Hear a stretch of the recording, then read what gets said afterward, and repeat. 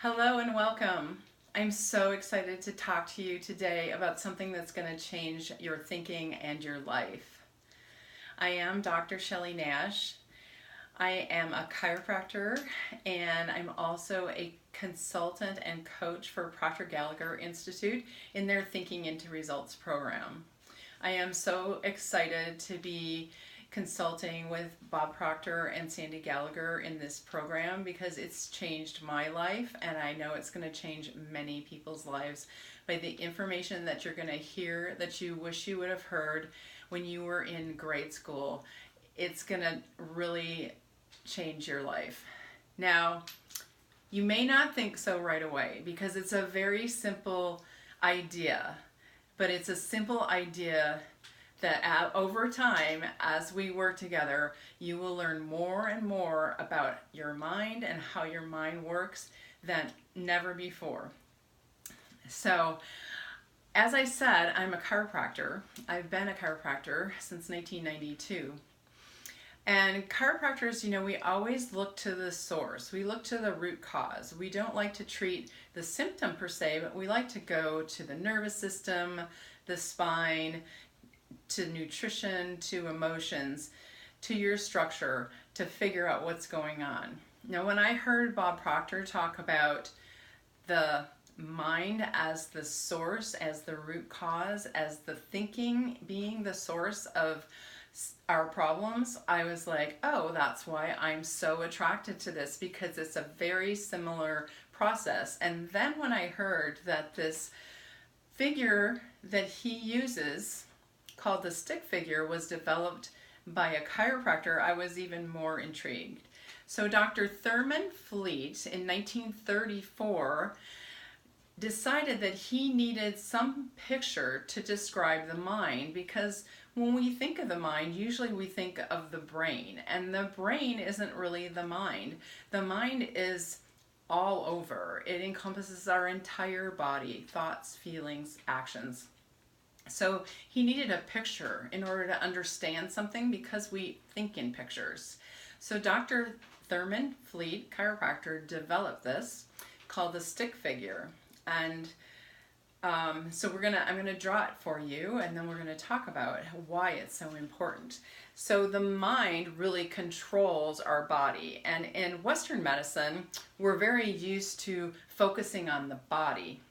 And so this method says the mind is actually in control, and the body just does what the mind tells it to do. So the picture of the mind is going to be a large circle on top of a smaller body, and arms and legs. And then for the purposes of this discussion, we know that there's many aspects of the mind, but we're just going to talk about two aspects, which is the conscious mind and the subconscious mind. So I'm going to draw a line through the large circle, and the top is going to be the conscious, the bottom is going to be the subconscious, and this is your body. So the mind controls the body. The conscious mind is your thinking mind. It is your calculating, your figuring out mind. It is your logical mind. So the conscious is thinking. The conscious mind has the ability to accept or reject ideas. This is very important. So it actually has the ability to choose. Really important. So the subconscious mind has to do with our emotional mind.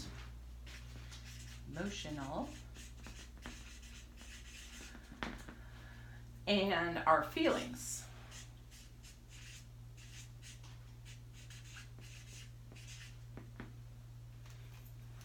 Now the mind, remember, controls the body. So what you think about, and when you emotionalize what you think about and create a feeling about it, then that controls your body. And then that influences what actions you take, which then create your final results. So then you take action on what you're feeling, whether that feeling is good or bad.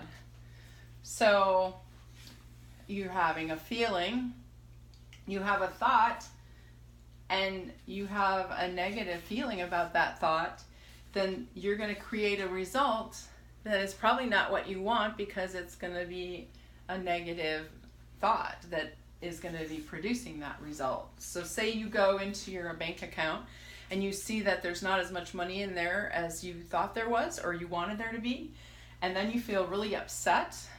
You might feel angry, you might feel sad, you might feel scared, you might feel fear. And so then you think there's never enough money, and then that gets related to your body takes action, and you keep recreating that pattern. There's never enough money, there's never enough money. So this is a pretty amazing process.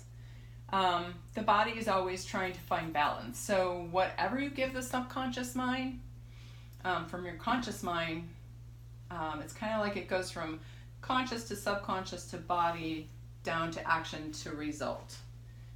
So positive or negative, you're going to get the result that you will get based on what you're feeling.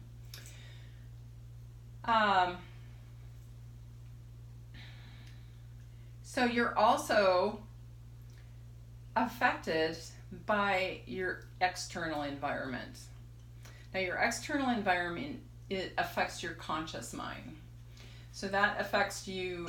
You have these little antennae that throughout your entire life, there's 5. There's your sight, your sound, oh no, not sound, your sight, your smell, your hearing, your taste, and your touching. So that is how you take in information through your outside world. So that affects your thinking.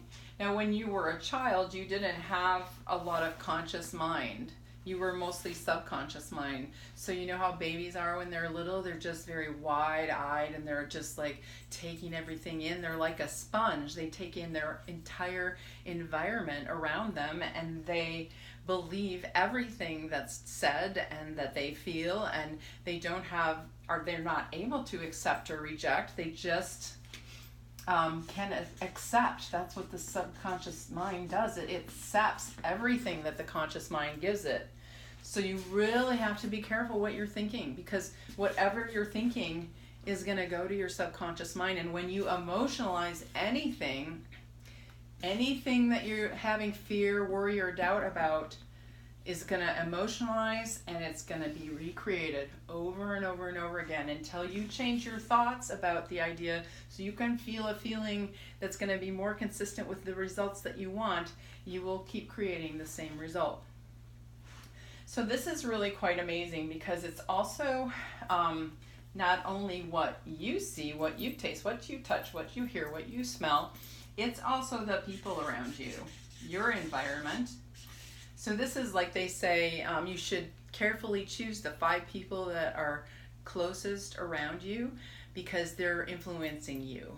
So why would you want to go to someone who's less successful than you to be coached in how to be successful? You want to go to be coached by people that know what they're talking about, that who have achieved the results that you want to achieve, that can help you get more income, that can help you be a better speaker, be more advanced. You want to coach with people that have it better than you. So really careful about who you surround yourself with, who you look up to, who you listen to. And one of the things that we're going to learn in Thinking to Results is that you actually want to start just paying attention to your thoughts and your feelings, because the only thing that you can control is your subconscious mind, the way you feel, the way you think, and in that realm is where you're going to produce the results that you want.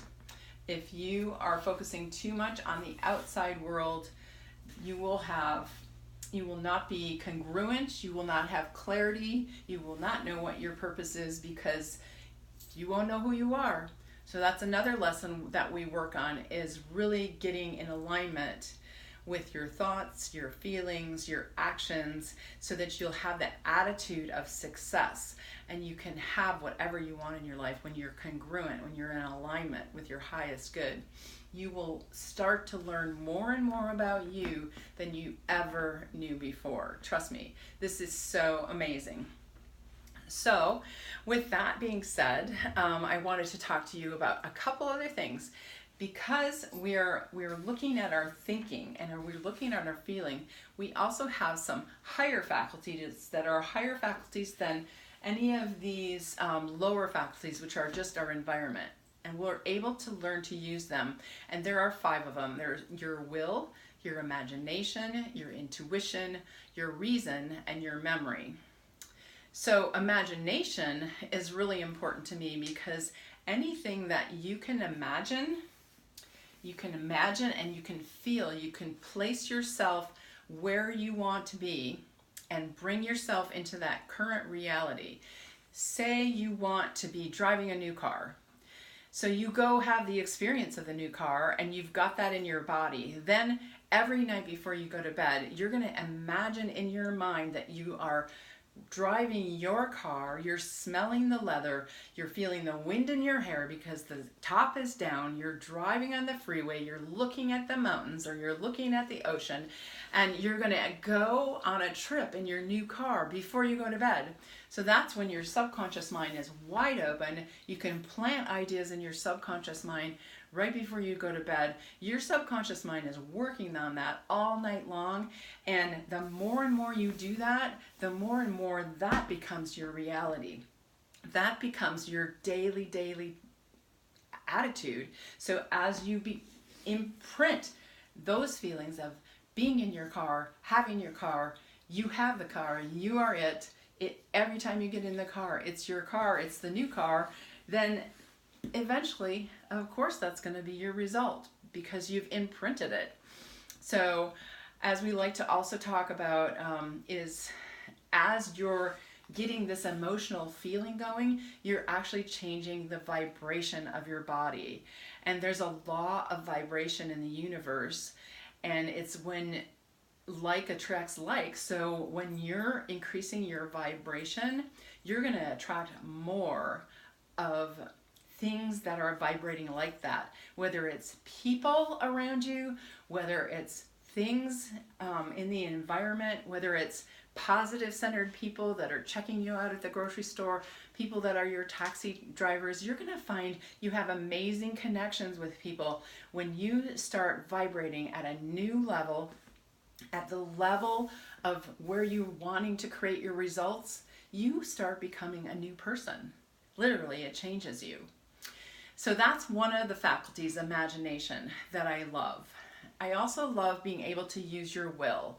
And will is not necessarily like willpower, like forcing, but it's really being able to develop a focused will, a focus on what you are doing and what you want to do. And so as you're able to tune everything out, you're able to get more done, get it done faster. It's like practicing. You can practice will by taking a candle and looking at the candle flame. Set your timer for like 5 minutes and only look at the candle flame. And notice that your attention will go off, but bring it back to the candle flame. And this is a way to practice focus. And you can increase your time longer and longer and longer, and see how long you can keep your focus, your will on that particular task. And then you will notice that as you start to do projects, you will notice that you will be able to hold your focus longer and you'll be able to get things done faster. So I'm so excited for you to be able to learn more about thinking into results. I offer you a free discovery session. And so you'll be able to click on that below this video. It's www.thinkintoresults. And we can figure out where you're stuck, where you want to go, how this program could help you. And I'm so excited to have you learn this so that you can change your life. You're amazing, and I'm so excited for you to learn how amazing you are. You're awesome. Thanks.